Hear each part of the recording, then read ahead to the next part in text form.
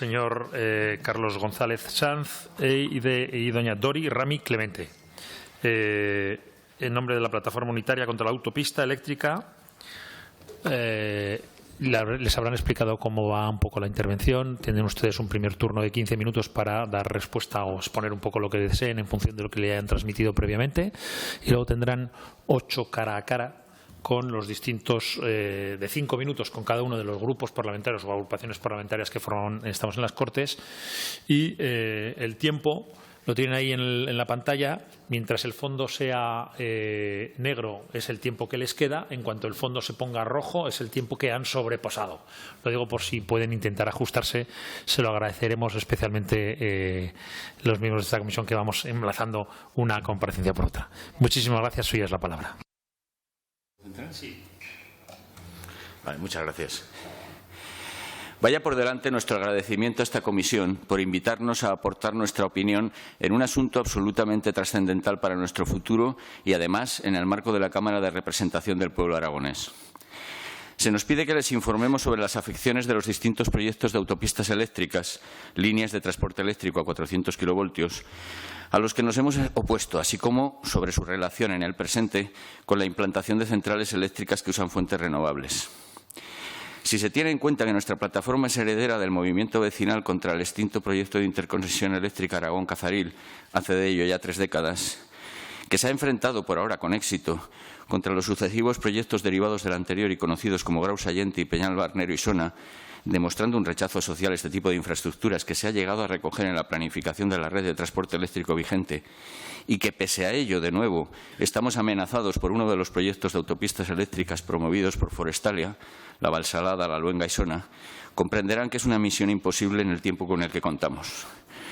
Por esta razón, les hemos entregado una documentación con la que podrán ampliar notablemente la información que vamos a proporcionarles.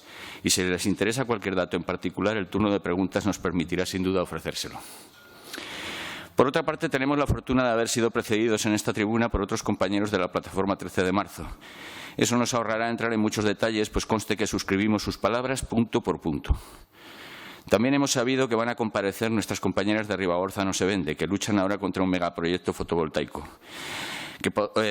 por todo lo cual podremos centrarnos exclusivamente en los proyectos de líneas de muy alta tensión. Las autopistas eléctricas contra las que nos hemos venido enfrentando son grandes líneas de transporte eléctrico absolutamente desproporcionadas para el territorio prepirenaico en el que vivimos.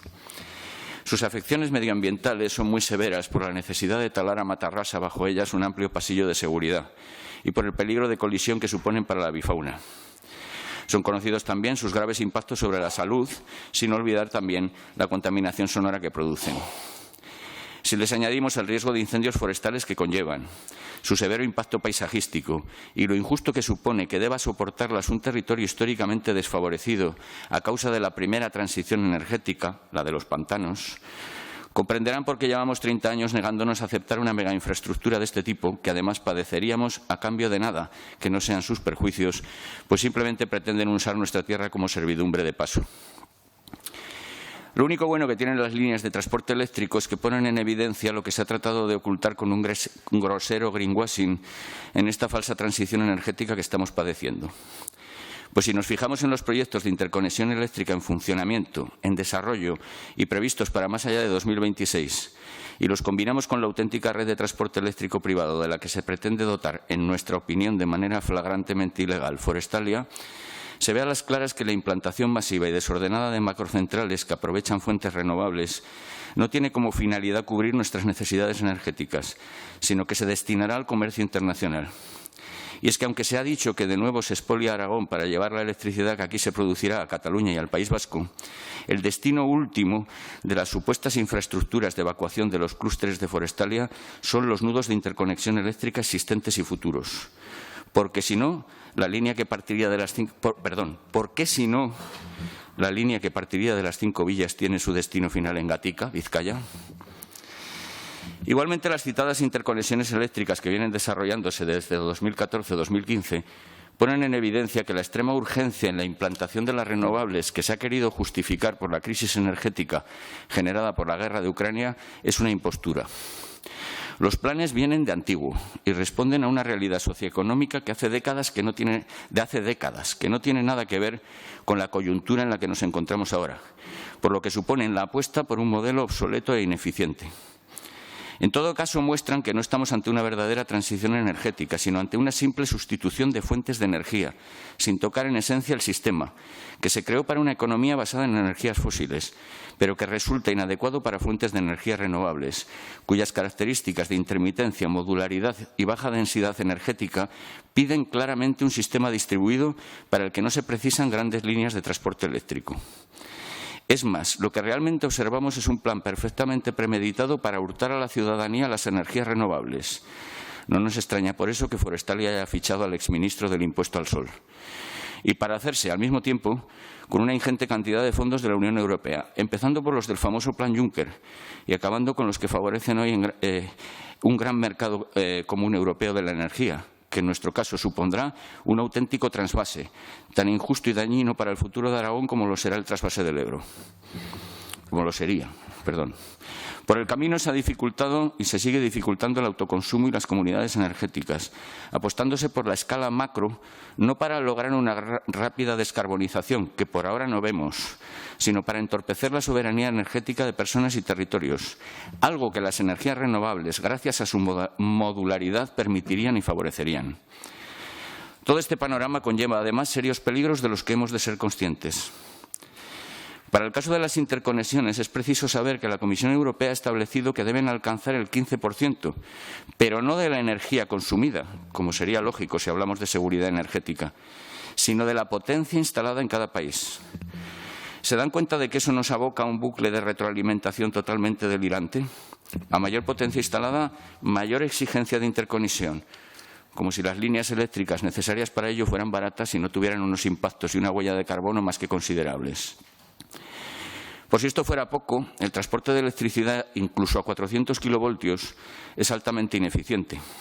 La propia Red Eléctrica de España reconoce que el futuro proyecto de interconexión con Francia por el Pirineo aragonés, que, por cierto, pasaría por el Valle de Bujaruelo, desperdiciaría en pérdidas del conjunto del sistema más del 48% de las energías de origen renovable que integraría. Algo inaceptable cuando se supone que estamos apostando por la eficiencia energética y que se traduce en que cerca de la mitad de las renovables que se instalan, servirían en realidad para mantener el propio sistema. Se diría, en fin, que el gran mercado eléctrico europeo que se quiere desarrollar, nos ha tocado el papel, como siempre, de colonia energética para el mantenimiento de la industria y del consumo de energía de los países del centro y del norte de Europa. Por todo esto es por lo que nos oponemos a esta falsa transición energética y, en particular, a las grandes e ineficientes redes de transporte eléctrico. Por eso decimos renovables sí, pero no así, asumiendo la responsabilidad que eso implica en medio ya de una crisis climática y energética que nos lleva al abismo, como demuestra el hecho de que también luchamos desde hace décadas por un sistema energético distribuido y que favorezca la soberanía energética. Para ir finalizando, creemos que la necesidad de descarbonización de nuestra sociedad es tan importante y urgente como la protección de la biodiversidad, de toda la biodiversidad, y tanto en áreas protegidas como en el resto del territorio. Pues para afrontar lo que nos espera necesitamos unos ecosistemas sanos, tanto como una reducción drástica de los gases de efecto invernadero. No lograremos nada, sin embargo, con prácticas como las que se están investigando en esta comisión, que ponen en entredicho que estemos en un auténtico Estado de Derecho. Pues no es de recibo que un Estado como el nuestro, que ha ratificado el convenio de Aarhus, dificulte y limite cada día más el derecho a la participación pública en proyectos, al tiempo que pone alfombra roja a las grandes empresas energéticas para que se adueñen de nuestra tierra, un recurso esencial para nuestra supervivencia. Primero, agradecer la oportunidad de hablar en esta comisión. Es una responsabilidad para nosotros y nuestros compañeros que ya han comparecido, porque somos la voz de muchas personas que están en contra del destrozo que se pretende en nuestra tierra. El proyecto de MAT Valsalada la Luenga y Sona reproduce el problema que arrastramos tantos años, con modificaciones en el trazado y acercándola todavía más a nuestro pueblo, Tolba, aunque la sorpresa es mayor cuando conocemos que la promueve una empresa privada. Una empresa privada, por definición, Perdón, me he perdido. Una empresa privada, por definición, es un negocio, con el objetivo de mínimo coste y máximo beneficio. Tolva, al igual que tantos municipios del mundo rural aragonés, somos el lugar ideal para el negocio. Poca población, pocas quejas, pocos votos, ayuntamientos pequeños con escasos recursos que pueden ver como una bendición el dinero que cobrarán por las licencias de obras y otros impuestos de estos megaproyectos. Nuestras instituciones ofrecieron estas supuestas ventajas sin plantear ninguna ordenación, solo criterios económicos. Un negocio para expoliar energía de Aragón y venderla al mercado eléctrico español y europeo. Como decía un vecino de una localidad con proyecto de fotovoltaicas enorme, si quieren cerrar el pueblo, que la dejen poner. Porque la realidad nos dice que en pueblos donde ya existen estos megaproyectos disminuye la población. ¿Para quién crearán la riqueza que prometen? Sabemos que en Aragón se produce ya energía de sobra. El consumo eléctrico lleva años disminuyendo, no solo el doméstico, también el de empresas, y no solo aquí, en todas partes. Hemos estado siempre a favor de las renovables. Por eso nos indigna la manera en que ahora las están implantando, diciendo que lo hacen para descarbonizar, cuando sabemos que en el mejor de los casos solo una pequeña parte del sistema energético se puede electrificar. Sabemos que nos encontramos en un momento muy crítico para el planeta, de pérdida irreparable de biodiversidad, de contaminación alarmante de las aguas, de sequías, de crisis de suministros, de escasez de materias primas, de crisis energética, de caos de temperaturas en los océanos y en la tierra. Sabemos que la eficiencia energética pasa por producirla lo más próxima posible al lugar donde se consume, con el mínimo imprescindible de instalaciones de transporte. El autoconsumo, las comunidades energéticas y la producción de energía distribuida son la base de esta eficiencia energética y vemos que se está yendo en la dirección opuesta a lo que debería ser. Miles de hectáreas de suelo, muchas veces fértiles, y zonas de gran valor para la biodiversidad, ocupadas por megaproyectos fotovoltaicos y eólicos que conllevan líneas de muy alta tensión atravesando el territorio. Sabemos más sobre las graves afecciones de estas MAT a la salud de las personas y demás seres vivos. Un ejemplo. Los campos electromagnéticos afectan directamente a las abejas en un ancho de casi 500 metros a lo largo de la línea y sin abejas no hay polinización. Todos estos saberes han sido compartidos porque teníamos la necesidad de ayudarnos, porque hemos estado solos. Hemos tejido con el tiempo redes de apoyo cada vez más potentes aquí en Aragón y en España. Gracias a la generosidad de personas de diferentes plataformas y colectivos que dedican mucho tiempo a leer proyectos, estudiar datos, hacer mapas, controlar BOA y BOE. Compartimos información, noticias, alegaciones, recursos de alzada. Documentos que no son baratos se comparten solidariamente. Aumenta la sensibilización contra estos macroproyectos porque, tristemente, cada vez implican a más territorio. En el caso que nos afecta, los ayuntamientos perjudicados por el trazado de la MAT manifestaron su oposición, fueran del partido que fueran. Porque, no nos engañemos, una línea de 400 kilovoltios no la quiere nadie cerca de su casa. Como tampoco quiere nadie cerca de su casa un mar de placas o molinos eólicos de 160 metros. Por todos estos motivos, no entendemos el papel de las administraciones públicas, no solo en Aragón, permitiendo, alentando y favoreciendo estos proyectos.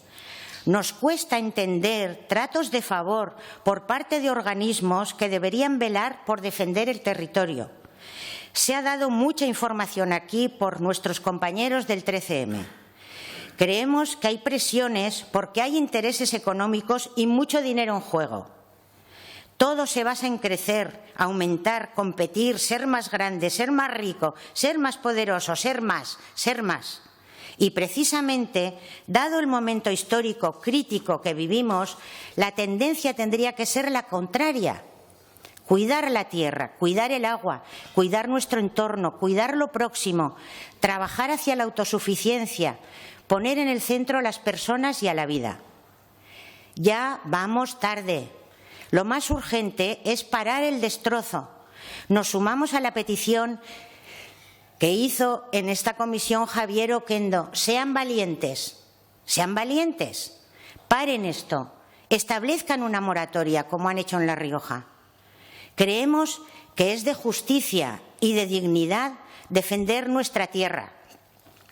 Es nuestro gran valor y dependemos de ella, y cada vez seremos más en esta defensa porque está en juego el futuro de todas y todos. Es nuestra obligación y también nuestra responsabilidad por nosotros y por los que vienen detrás.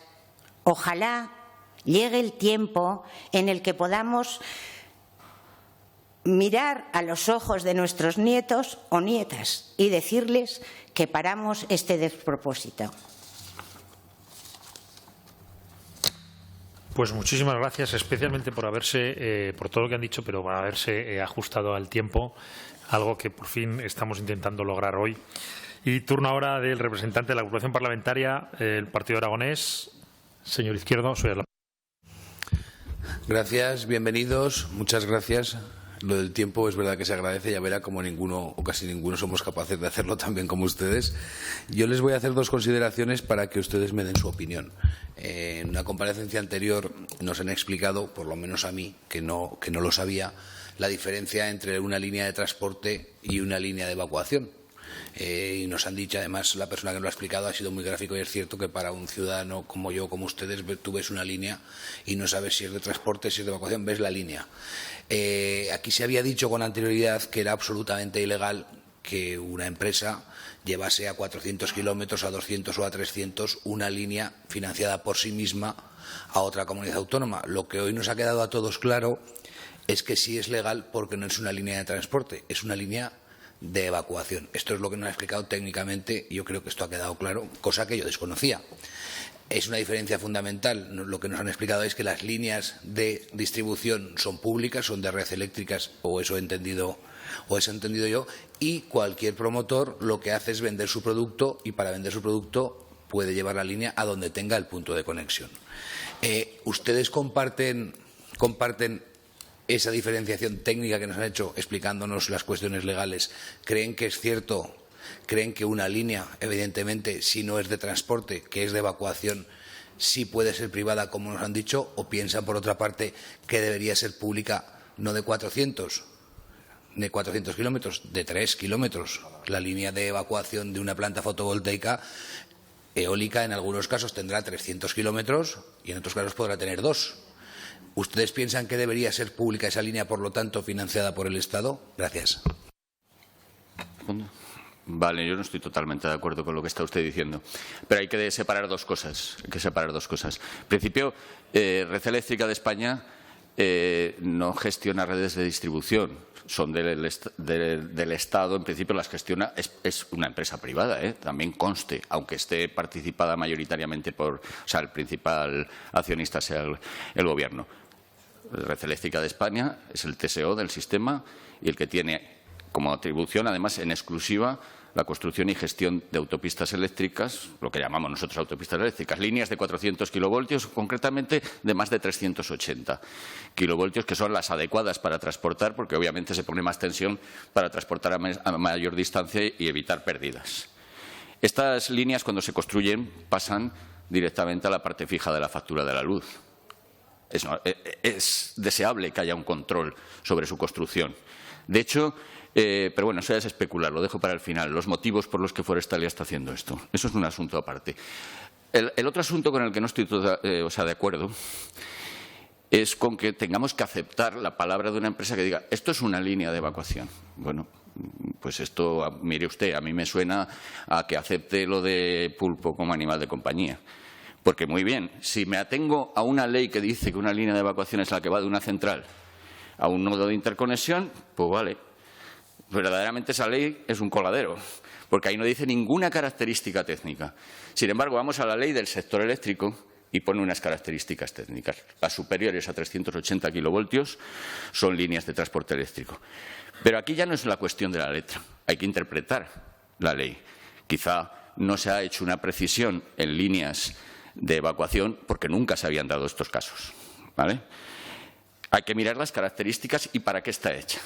Y ya no solamente es la cuestión y la distancia, porque con esa ley anterior yo puedo hacer una línea de evacuación que diga, voy a conectar en Cádiz. ¿Qué pasa? ¿1000 y pico kilómetros? Es una línea de evacuación. Oiga usted, ¿no? Pero hay un asunto que quizá no se haya nombrado y que me parece más grave aún. Esta línea, la que nos afecta a nosotros, Valsalada, La Luenga y Sona, sale de, inicialmente, ya se van sumando más, 6 centrales eólicas en la zona de la Hoya de Huesca, de las típicamente fragmentadas, de 49 y pico. Y tiene una capacidad de 4 gigavatios y en las zonas donde hay doble circuito serían 8. Es decir, pueden ustedes meter 80 centrales en esa línea. Puede evacuar 80 centrales y la hacen para 6. Entonces, aclarémonos. Entonces, su proyecto es una barbaridad. Es como si yo pido que me echo una casita cerca del pueblo, oiga, que quiero que me pongan un acceso, pero que el acceso sea una autopista directa a Barcelona, oiga usted. Para mí es comparable. Pero más allá de eso, y como me estoy pasando, ahora me ajusto, hay un asunto que me parece que si se tiene perspectiva histórica llama mucho la atención. Nosotros llevamos luchando, ya no tanto el tema del Aragón-Caceril, que ese se murió, sino con una parte de ese proyecto que contenía ya la interconexión, vamos a decir así, entre Aragón y Cataluña a esa altura. Por eso siempre todo acaba en Isona, que a su vez conecta ahí con una antigua línea también de transporte eléctrico, que es la Semenas-Allende. Esta línea, después de 2 intentos, el primero conseguimos que lo anulase el Supremo, el otro se quedó muerto, la propia Red Eléctrica de España renunció a todo el trazado menos a la subestación de término, en una declaración de impacto ambiental que es alucinante, de 2017, donde un proyecto después de un montón de años sale con un párrafo inicial en el propio BOE diciendo esta declaración de impacto ambiental solo afecta exclusivamente a la subestación de término porque la empresa ha renunciado al resto del trazado. La subestación era de Isona. Cuando eso salió decíamos, ¿qué sentido tiene esto? ¿Por qué están trabajando a mucho largo plazo? Porque iba a ser donde iba a acabar la deforestalia. ¿Qué nos hace pensar a nosotros eso?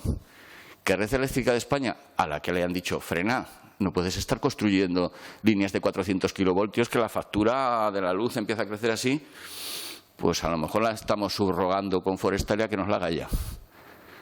Y si luego la cosa revienta porque efectivamente un juez dice que sí, que a la vista de las características esto es ilegal, pues bueno, ya la rescataremos pasándose a la red eléctrica. Al final van a hacer lo que querían hacer desde hace 30 años. Señor González, muchísimas Disculpe. Gracias. Es que son cosas que alteran un poco.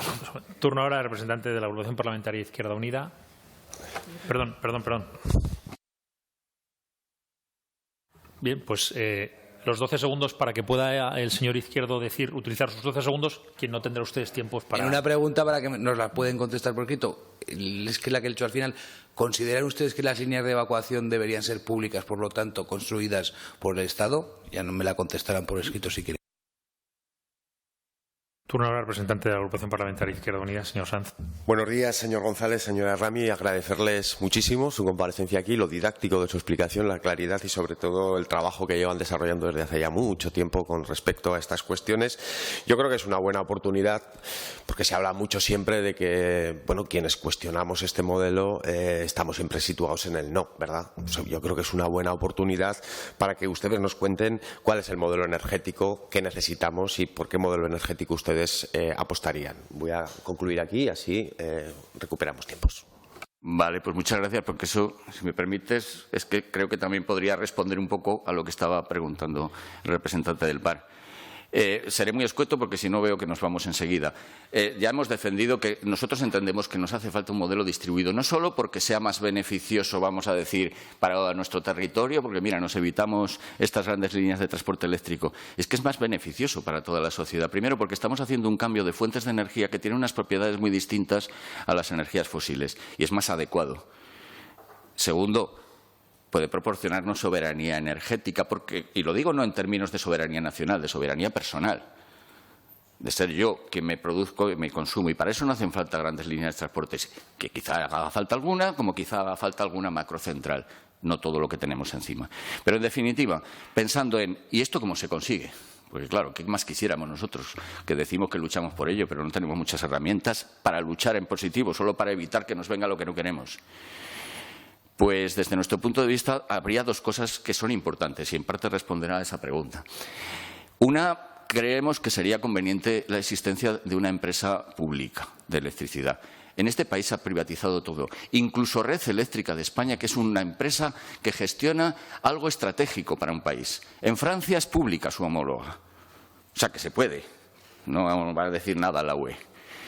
Eso para empezar, porque vamos a tener necesidad de planificar. Espero que a nadie le chirríe esto y diga, un comunista. Me da igual cómo le quieran ustedes llamar. Es que nos vamos a ver obligados a planificar, porque las situaciones en las que nos vamos a encontrar van a ser bastante duras. Y tiene que ser el Estado el que controle ahí. Y, segundo lugar, y ahí iría un poco la respuesta, hay que distinguir entre red de distribución y red de transporte eléctrico. Lo que se vierte en la red de transporte eléctrico es para comerciar a larga distancia. Lo que da servicio a los hogares son las redes de distribución. Y están todas privatizadas. Realmente lo que creemos que sería un cambio muy sustancial es que esas fueran públicas. ¿Y eso incluiría las líneas de evacuación? Me parece una pregunta tramposa. La línea de evacuación es una necesidad de una central. Lo que debería es ir la línea de evacuación a una red de distribución y estaría cambiando el sistema. Porque entonces estaríamos vertiendo para nuestro consumo. Si van a líneas de transporte, va a pasar como siempre hemos dicho en nuestros pueblos, que vamos a ver pasar la luz por ahí. En uno de los proyectos antiguos contra el que luchábamos, y acabo ya, son unos segundos, el proyecto que planteaba Red Eléctrica de España sobrevolaba la Puebla del Mon, que era un pueblo que no tenía luz. Y aún nos tuvimos que leer en algún periódico, ya están estos que no quieren líneas y luego querrán luz. Eso es un insulto, porque sabemos lo que es una línea de transporte eléctrico y no se puede derivar para el consumo sin una estación de transformación y pasarla a la red de distribución. Entonces, la respuesta también a la pregunta anterior es sí, creemos que las redes de distribución deberían ser públicas, pero el Estado español tiene un marronazo con eso, porque las privatizó todas. Y si no las hubiera privatizado, ahora podrían ser una ayuda muy grande en esta transición energética. Muchísimas gracias. Turno a la representante de la agrupación parlamentaria Podemos, señor Corrales. Gracias, presidente. Bienvenido, señor González, señora Rami. Gracias por su exposición. Y yo voy a ser rápido, no me suele pasar en los tiempos, así que también le puedo dejar más tiempo para contestar a lo que quiera. Así. Le voy a hacer unas preguntas. ¿Ustedes tienen conocimiento de algún caso en el territorio, ya que son del territorio, que hayan existido malas praxis por parte de las empresas del sector? Como pregunta, ¿creen que estos proyectos en el territorio van a condicionar el futuro de Aragón? Son un poco, ¿y de qué manera? Y por último, tenía dos preguntas más, pero ya las han contestado. Una era el tema sobre si verían posible una moratoria y cómo lo veían, pero ya nos lo han contestado. Y la otra era sobre la empresa pública de energía. Así que lo acaba de contestar también y agradezco su contundencia además. Muchas gracias. Pues muchas gracias. Vamos a repartirnos un poco a la mitad. Yo voy a nombrar un caso, que lo de las prácticas del INAGA no son de ahora. El caso de la Pellal, Barnero y Sona, proyecto anterior contra el que luchábamos, años 2011. En este caso, Red Eléctrica de España quería reaprovechar gran parte de las pilonas del Aragón Cazaril. Pilonas que se instalaron cuando no era exigible que hubiera un estudio de impacto ambiental para instalarlas.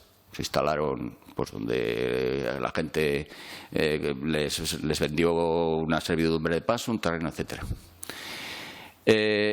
En la fase de consultas de ese proyecto, que fue muy escrupuloso con el procedimiento administrativo, había una multitud de alternativas. Podíamos haber hecho una porra que sabíamos cuál iba a salir, la que ocupase mayor número de pilonas, porque se trataba de eso. Pilonas que habían sido indemnizadas por Francia cuando Francia desestimó unilateralmente la línea. De la noche a la mañana, cuando sale el estudio de impacto ambiental, sale la que nosotros decíamos que iba a salir, ¿vale? Y sale con el aval del INAGA diciendo que es el trazado menos dañino para el medio ambiente. ¿Cuándo era? El más largo, un criterio objetivo en cuanto a afecciones, el más largo. El que aprovechaba más torres del Aragón Canzariel que se habían instalado sin estudio de impacto ambiental y que de la noche a la mañana, como si les hubieran pasado por el manto de un santo, pues ya están legalizadas. Y el que encima rodeaba literalmente la localidad de Capella, por probablemente aprovechar más torres y quizá porque era un paso en la recuperación del antiguo proyecto Aragón Canzariel. Eso lo avaló el INAGA. Un ejemplo. Le paso la palabra a mi compañera. Otro ejemplo. En la declaración de impacto ambiental aprobada aparece expresamente la observación que en cuanto a la evaluación, en el informe del INAGA de los parques eólicos que estaban, o de los molinos eólicos que estaban cerca de Gurrea de Gállego y de Almudévar, aconsejaba desplazarlos a una distancia, creo, de 2 kilómetros por el impacto paisajístico, en un informe de abril. La empresa contestó a eso diciendo que, dada la orografía del terreno, el impacto paisajístico seguiría siendo prácticamente el mismo. En otro segundo informe de junio del INAGA, el INAGA dice que no hay una afección relevante al paisaje, cuando la empresa no había modificado nada de las distancias de los molinos. Solo ese. Me permito añadir una palabrita. El sentir general de la gente donde vivimos, ella vive en Tolba, yo en Puello de Marguillén, es que nuestra tierra es de las eléctricas. Eso es un dicho común y un sentir general. ¿Cómo? Que nuestra tierra es de las eléctricas, que ellos son los dueños. Claro. Muchísimas gracias. Y, turno ahora. perdón, había otra pregunta, creo. Perdón. Creo que lo hemos dicho. Creo que lo he dicho yo concretamente en mi exposición, no voy a repetir lo mismo. Vale, pues turno ahora sí, del Grupo Parlamentario Aragón Te lo Existe. Señor Guitarte, suya es la palabra. Hola, buenas tardes, bienvenidos.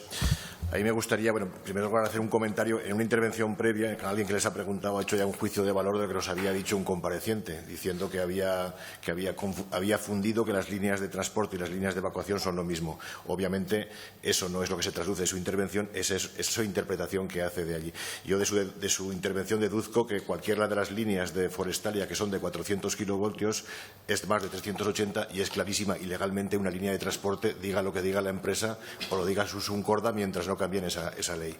Quería trasladarles preguntas tan sencillas como, por ejemplo, ¿la Administración ha llegado a contestar a todas sus alegaciones cuando han alegado en algún procedimiento? Por ejemplo. Voy a hacer más.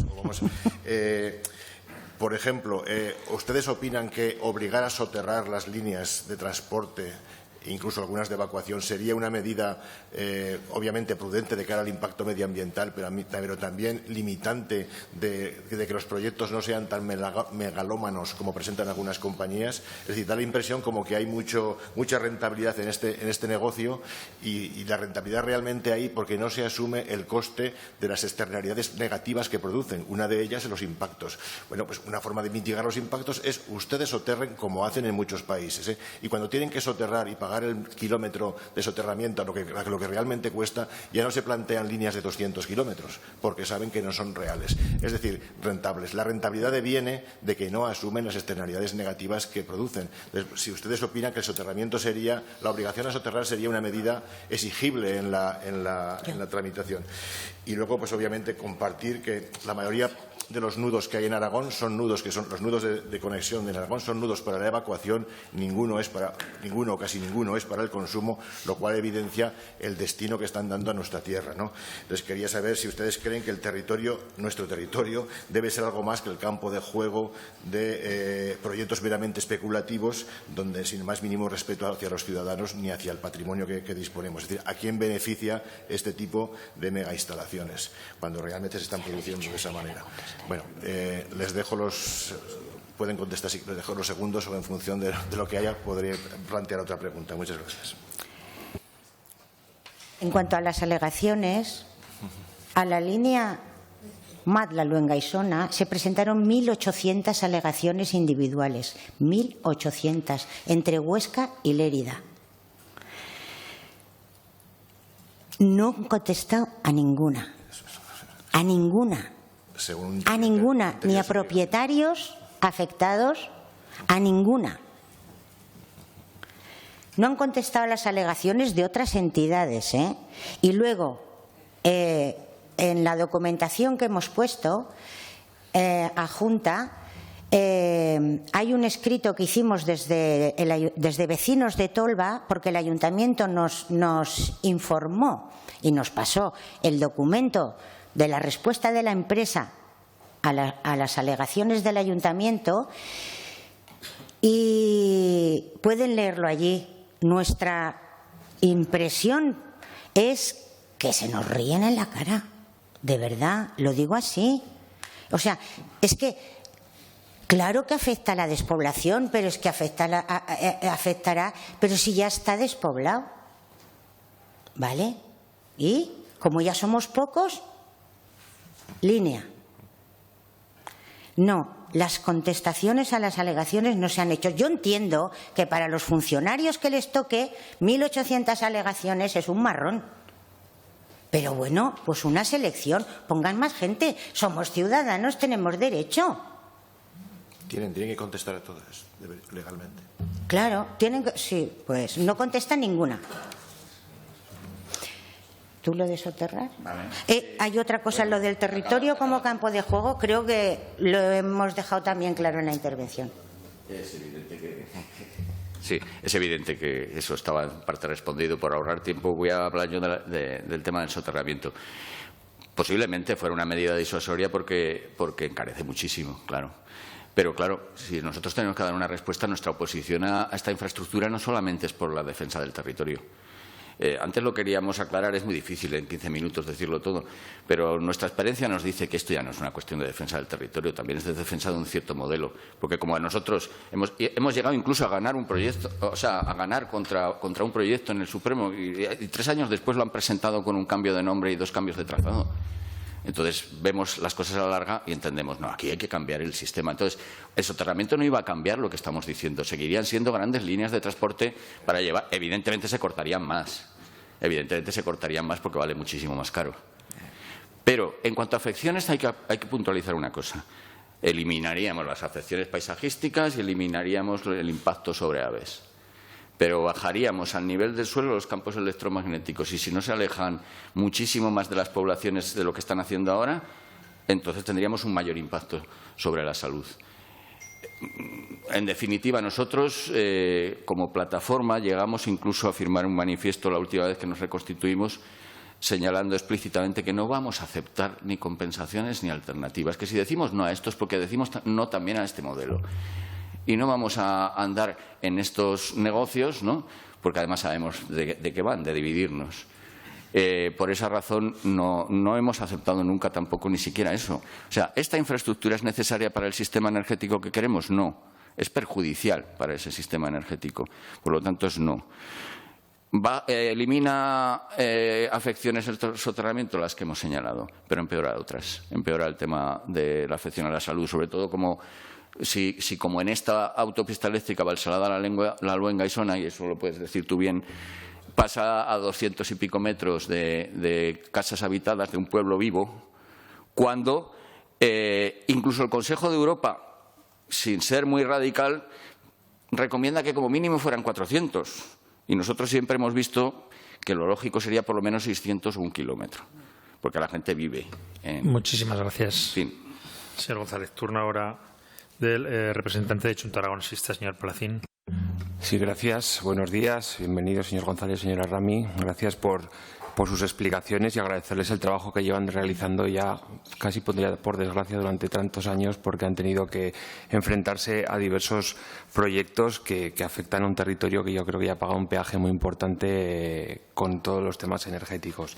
Está claro que el tema del debate que hemos tenido antes de las líneas de evacuación y las de transporte está allí. También nos ha dicho que las líneas de evacuación que quieren hacer estas empresas privadas lo que van a ocasionar es problemas en la planificación del Estado, con lo cual tan buenas tampoco parece que vayan a ser. Yo quiero nombrar los 4 proyectos: Aragón, Cazalil, Graus, Allente, Peñalba, Monzón y Sena, y ahora Valsalada, La Luenga y Sona, en los que todavía existen pilonas que no se han desmontado. Ustedes lo han dicho antes. Me gustaría que nos explicaran qué es lo que pasa allí, porque por esas pilonas ya se ha cobrado. Esto puede ser una forma de recuperar un proyecto de una forma barata para que lo haga una empresa privada en este momento. Yo creo que es algo que hay que tener en cuenta. Les invito a que pasen por la zona y verán cómo existen esas pilonas desde hace muchos años y nadie se ha dignado de momento a desmontarlas. Por lo tanto, la verdad es que es preocupante que ya he visto, he leído los 4 proyectos y 2 acaban en Isona. Esto es para hacer una reflexión. Me gustaría que nos hablaran algo más sobre este tema, sobre el tema de las pilonas. Y lo que está claro es que lo que ustedes están defendiendo es un modelo. Defienden también un territorio, pero lo que están defendiendo es un modelo de consumo de proximidad, de que no haya grandes transportes de energía por todos los problemas que ya nos han contado, que son muchos, pero también me gustaría que hablaran algo de la eficiencia, porque aquí nadie habla de eficiencia. Todos los transportes de energía conllevan pérdidas.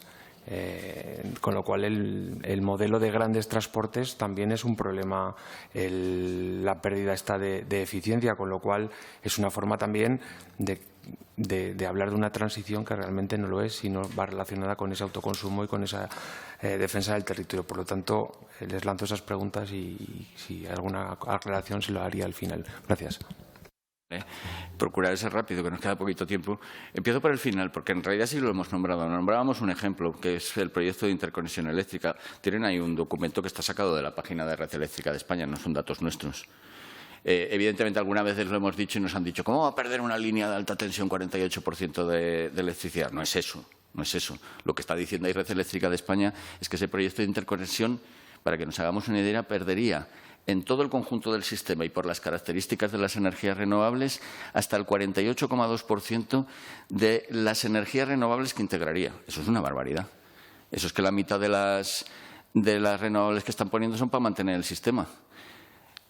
Si cogemos una sola línea, evidentemente no son esas las pérdidas, pero hay pérdidas. Por eso se transporta a 400 kilovoltios. A mayor tensión, menos pérdida. Pero incluso a 400 kilovoltios con distancias tan enormes se pierde. Ahora no me atrevería, no soy ingeniero, no me atrevería a decir una cifra exacta, pero hay una pérdida continua y no debería haber en el contexto en el que estamos. En cuanto a las torres del Aragón Cazalil, bien, hay que diferenciar que el último proyecto ya no las toca. ¿Vale? Este proyecto de Forestalia va por otra vía. Entendemos que porque lo que quiere es acaparar toda la generación que se vaya produciendo a lo largo de todo el territorio que recorre, lo cual pone en una posición muy peculiar, ¿no?, a esta empresa. Tiendo esta línea para 6 centrales, pero tiene capacidad para todo lo que le eche y voy sumando. Bien, las anteriores, las que sí tienen que ver con las torres del Aragón Cazalil. Para empezar, vamos a decir una cosa. Se ha pedido ya misela de veces que se desmonten. Hay una moción aquí, uno de los primeros documentos, concretamente. El documento 4A. Lo ponemos porque ahí resume las anteriores, porque esta Cámara también lo pidió en su día, porque lo han pedido numerosos ayuntamientos, lo han pedido numerosas comarcas. Llevan 30 años instaladas. Esas torres se instalaron cuando Red Eléctrica de España era una empresa pública. Luego las pagamos todos. Esas torres fueron indemnizadas por Francia, que lógicamente rompió un contrato que tenía y tuvo que indemnizar a España. La indemnización que Red Eléctrica recibió España, luego Red Eléctrica de España, que ya se privatizó, no sé, ese detalle ya lo desconozco, pero en todo caso Francia pagó 300.000 millones de pesetas, que si no me equivoco vienen a ser unos 1.800 millones de euros, que viene a ser el precio inicial de la interconexión eléctrica que se está haciendo por Gatica, aunque ahora ya se ha duplicado el precio. pero ese era el presupuesto inicial. Incluía, por supuesto, explícitamente como concepto la indemnización por las infraestructuras utilizadas. Ya se la ha cobrado 2 veces. Cuando intentó hacer la Grau Sallent y la Peñal Barnero y Sona, los razonamientos con los que justificaba la necesidad de esas líneas eran insostenibles. Sería largo entrar en ellos. Si alguien quiere, se lo puedo explicar. Y entonces decían, ¿y para qué? Porque si las cablea, se las cobra 3 veces, porque van a la factura de la luz. Vamos, así hago yo líneas, me deja usted, yo hago 400 líneas de 400 kilovoltios y me las voy a cobrar todas. Eso es lo que nosotros veíamos y lo que sentíamos, porque no entendíamos otra justificación posible. Ahora, luego también hay un asunto que es que ese nodo, por la razón que sea, iban a por él y ahora, aunque vayan por otra vía, van a Isona de nuevo. Y una última cosa. Yo creo que por dignidad, ya por dignidad, habría que desmontar esas infraestructuras que ahora mismo no pertenecen a ningún proyecto y están causando un impacto paisajístico absurdo. Y recientemente, y la lástima es que ahora no me acuerdo del nombre de esa línea, una línea que llevó un paralelo, acabo con esto, un paralelo semejante a la trayectoria de las nuestras en León, recientemente se desmontaron ya las pilonas. ¿Lo que se ha hecho en León se puede hacer en Aragón? Esa es la pregunta. Muchas gracias. Turno al representante de Vox en Aragón, señor Vidal. Gracias, presidente. Bienvenidos a esta comisión, señora Rami y señor González. Gracias por su exposición. También a veces sorprende que haya partidos políticos que después de estar 8 años en el Gobierno se den cuenta ahora de los problemas que había y que no hicieron nada para solucionarlos durante ese periodo. Iba a hacer unas preguntas sobre alegaciones y líneas de transporte, pero creo que esos puntos ya están bastante revisados. En cuanto a vigilancia de instalaciones, antes ha surgido este tema. ¿Qué piensan ustedes sobre que las medidas de vigilancia y compensatorias de las instalaciones de renovables caigan sobre los propios promotores que las han construido? ¿Creen ustedes que habría que realizar una modificación normativa para cambiar esto? También, si consideran ustedes que las instalaciones relativas a energías renovables deberían incluir un aval que cubriese el importe actualizado actualmente de los gastos de desmantelamiento de las instalaciones cuando dejen de ser operativas a la terminación de la autorización de los contratos. También sobre el tema de utilidad pública. ¿Creen ustedes que la facilidad con la que este tipo de instalaciones son declaradas de utilidad pública o de interés social permite que puedan instalarse indiscriminadamente en cualquier lugar aplicando laxamente la normativa urbanística municipal, que en su día no pudo prever la invasión de este tipo de instalaciones en su suelo no urbanizable? En cuanto al convenio de Forestalia con los ayuntamientos, en el clúster del Maestrazgo, ¿qué le parece que un promotor privado firme con ayuntamientos la implantación de parques de renovables en el Matarraña o en el Maestrazgo, espacios protegidos que tienen un valor especial en términos paisajísticos y de biodiversidad a cambio de compensaciones que permitan mantener servicios para la comunidad, en lugar de que sea la Administración la que asegure esos servicios o la financiación de esos servicios? Gracias.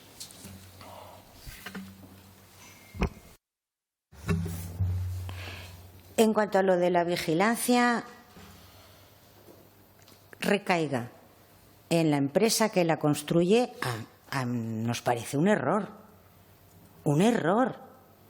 Porque es que, a ver, yo he leído el estudio de impacto ambiental y la declaración de impacto ambiental de esta línea.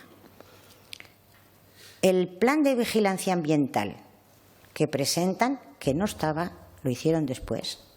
El plan de vigilancia ambiental entra en una serie de consideraciones que son, bueno, entran en un detalle de recogerán el agua de las hormigoneras cuando trabajen. A ver, vamos a ver. Es imposible, es impensable, no lo van a hacer. Vamos, necesitan un montón de personal para controlar todo lo que tienen que controlar en la fase de construcción, en la fase de mantenimiento y ya no digo en la fase de desmantele. Porque, y más como estamos viendo que ocurre, que lo dijo Javier Oquendo aquí, se venden la concesión, vale. ahí los propietarios han firmado unas condiciones de que les desmontarán. Supongamos que eso se lo vuelven a vender a otros, porque todos son fondos de inversión, todos son, pues si lo estamos viendo, si solo hay que leer el periódico de la energía o el Economista, el trajín que llevan de venta de concesiones y venta de empresas. Entonces, ¿cómo dentro de 25 o 30 años a quién van a reclamar? Los propietarios cuando esas instalaciones fotovoltaicas estén obsoletas. O la línea de evacuación que dicen que solo va a ser de evacuación. Si es de evacuación de 6 parques eólicos, más los convenios que hace con otras empresas, Forestalia, con otros parques fotovoltaicos de cerca. No, como decía Oquendo, ¿a quién irán a reclamar? ¿A los chinos? No nos lo creemos, es que no nos lo creemos, es imposible. Entonces, el plan de vigilancia ambiental no lo puede tener la empresa. Pero es que, suponiendo que lo tuviera que asumir un organismo público, ¿vale? Supongamos que teóricamente tendría que ser la Administración la que velara por eso. ¿Cuánto personal necesitaría? Yo creo que es que no hemos de llegar ahí. Es que no hemos de llegar ya ahí. O sea, no hemos de dejar que el mal esté ya hecho para entonces ir vigilando, porque entonces nos volveremos locos. Pero si tenemos personas de la plataforma que están contabilizando aves muertas, porque sabemos que las empresas lo que hacen es pasar rápido si los ven, porque lo sabemos, no aquí, lo sabemos de Galicia, lo sabemos de León y lo sabemos de otras comunidades. Las esconden porque así hay menos número. Entonces, entre las que las esconden y las que no se controlan, pues vete tú a saber qué cifra hay ahí. No hemos de llegar ahí. Esa es mi opinión. Entonces, compensaciones, no. Yo creo que lo hemos dicho también antes. Se están aprovechando de unos municipios pequeños, de ayuntamientos pequeños.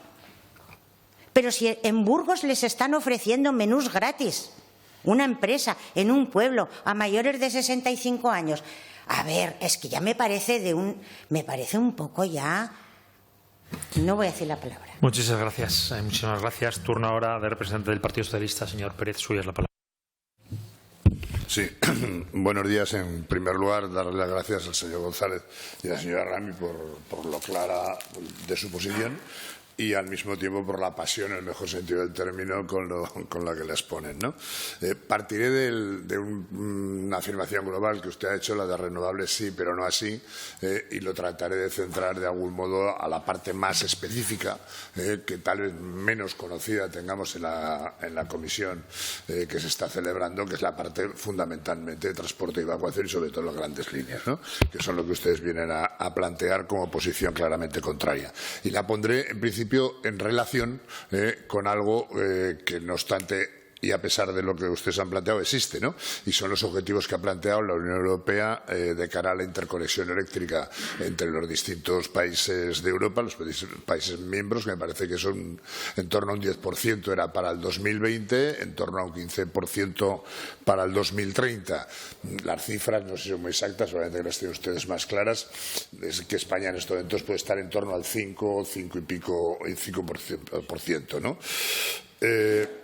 Eso lo plantea como objetivo global de descarbonización en el 2050 y equilibrio del mercado europeo de la energía, teniendo claro la posición que ustedes plantean con respecto a las líneas que ustedes están combatiendo desde su plataforma. ¿Qué propuestas habría para tratar de alcanzar ese 15% en las fechas que se está planteando de interconexión, teniendo en cuenta que podamos estar de acuerdo en el objetivo de descarbonización, ¿no? ¿Hay otro trazado alternativo, otro mecanismo de conexión que pueda plantear una posición completamente diferente y que pudiera gozar de mayor consenso desde el punto de vista social? Y luego, por lo que han estado ustedes diciendo, entiendo claramente que la reflexión lleva consigo una posición de moratoria con respecto a la existencia, ¿no? Por mi parte, nada más. A ver, existe una alternativa que se llama cero. Pues nosotros lo que nos oponemos es ese plan de interconexiones. Perdón, señor González, si puede hablar al micrófono, porque así quedará...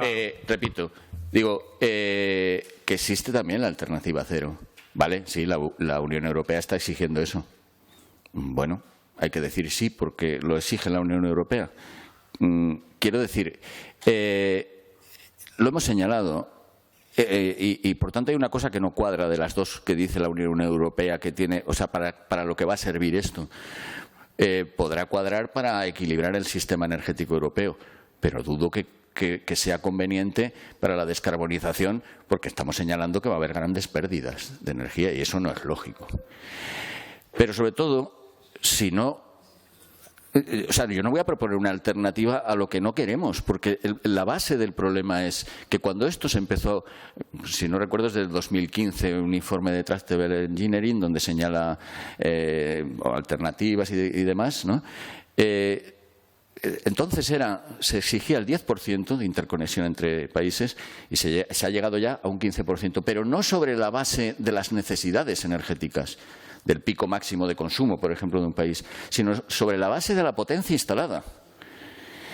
Eso genera un bucle si seguimos instalando, pero además pone a España en una situación un poco comprometida, porque España, por aquello de la famosa isla energética que no es tan isla, que también hay una cierta cantidad de interconexión, pero es natural que el Pirineo es una barrera importante y el sistema ibérico siempre ha sido un poco diferenciado y ha tenido que tener en cuenta eso, ¿no?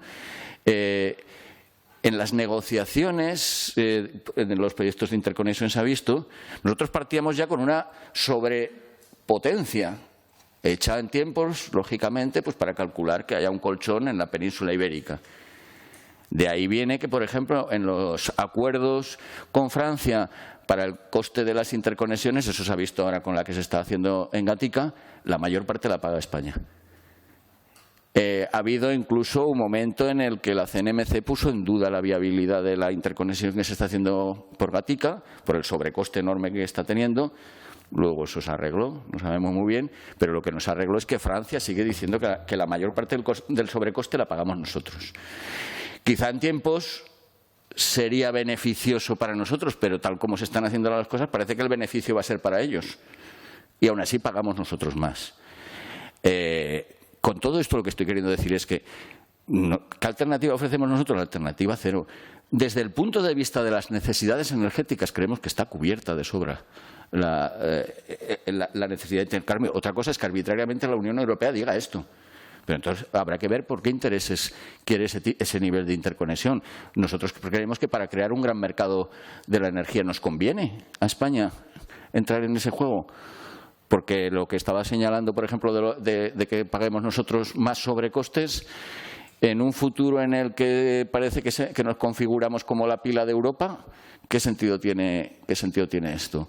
Que estamos pagando la soga del ahorcado para ahorcarnos y encima la pagamos. No lo sé, nosotros lo vemos así. O sea que nuestra alternativa ha sido de oposición frontal a más interconexiones eléctricas. Porque además, en el caso del Pirineo aragonés, ya me contará qué alternativa puede ser menos dañina. De momento la que están mirando pasará por el Valle de Bujaruelo. Se sabe poco, pero el PIC está concedido. Va de Magallona, Ejea de los Caballeros, Aviñánigo, Viescas y coge la línea Viescas-Prañeres, que ya pasa por el Valle de Bujaruelo y la convierte en 400 kilovoltios para pasar luego al lado de Prañeres a Irapó. ¿Hay algún trazado mejor que eso? No encuentro ninguno por el Pirineo aragonés. Señor González, muchísimas gracias. Ahora le voy a hacer en representación del Grupo Parlamentario Popular. Ustedes han hecho alegaciones, se las han contestado, es decir, con la necesidad, porque nos han dicho esta mañana uno de los intervinientes que la contestación, la respuesta tiene que ser completa y demás, si han sido contestadas a su satisfacción, digamos, todas las alegaciones, todas las que ustedes han presentado. Y luego, una reflexión, no he puesto tiempo, pero voy a ser breve. Una reflexión. Llevamos toda la mañana hablando de líneas de transporte, que esas son necesariamente públicas, de alta tensión, líneas de evacuación de alta tensión que acaban evacuando a 100, 200 o 300 kilómetros de aquí para acabar vertiendo en red eléctrica española, porque en el fondo A mí me llama poderosamente la atención que se llamen líneas de evacuación de alta tensión que vierten a 300 kilómetros y acaban en Red Eléctrica Española, que es la distribuye. No sé, a mí me viene a la cabeza el artículo 6.4 del Código Civil, que habla de estas cosas de que cuando son contrarias o no son para el fin previsto, en fin, la legislación la califica. Es decir, si nos pueden, porque el hecho de que acaben virtiendo a la red eléctrica española podría entenderse, entre comillas, que acaban directamente en un consumidor intensivo, en una energía industrial electrointensiva que necesita mucha energía, pero que acaben virtiendo en red eléctrica. Parece que es como la subestación más cercana no me da potencia y me la dan a 300 kilómetros, me estoy inventando una línea de evacuación, eso sí, no vamos a llamarla de transporte, para que esté virtiendo en una subestación que sí que tenga capacidad para absorberla. Y luego, pues lo que decían ustedes, ¿no? La tengo que dimensionar para poder ser rentable el negocio. No lo sé, es una reflexión. Si es esa en ese sentido, porque evidentemente me da la atención, es la primera vez que hoy nos han aclarado muchos términos, y por profundizar en eso, porque creo que deberíamos profundizar en siguientes sesiones y en el trabajo. No las han contestado. Ay, perdón. Las alegaciones individuales no contestan ninguna. Ninguna. Pero es que las alegaciones de la plataforma que se presentaron a través de la asociación, tampoco. ¿No? Y conste que cuando hemos alegado hemos pedido explícitamente que se nos considere parte. Tampoco se nos ha considerado parte porque se nos ha informado de más. En la declaración de impacto ambiental,